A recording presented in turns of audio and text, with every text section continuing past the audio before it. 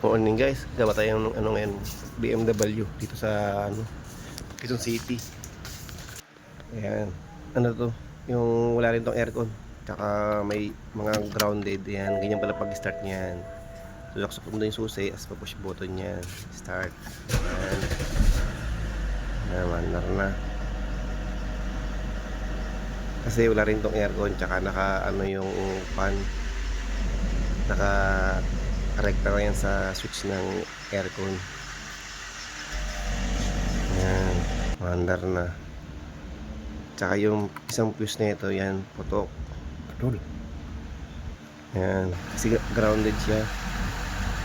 Ayan, ayan yun, ayan yun. Ang dami nakailaw. ABS. Ang dami, airbag pa. Transmission. Ang dami nakailaw. Tsaka yan, no. Ayan. Pabalik, stop. Sabihin meron siyang shorted. Ayun, nakapatay yan. Kita mo. Ayun.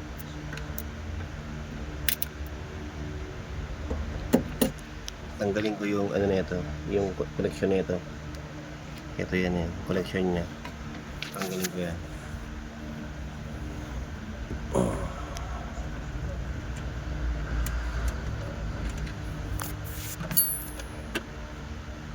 Tanggal na yung connection na napunta dito sa mga fuse box. Yan. Kabit ko ulit to. Ayun, wala na.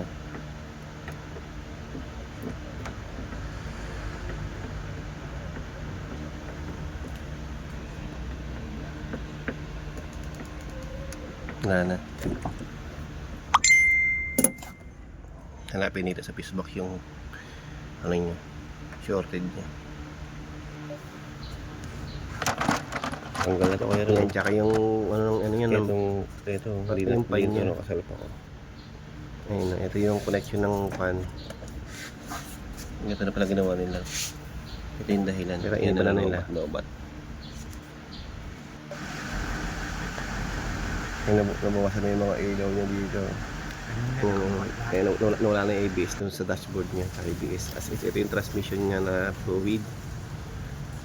Ayun, sobrang itim ng ATF niya. Itim na, hindi na kulay pula.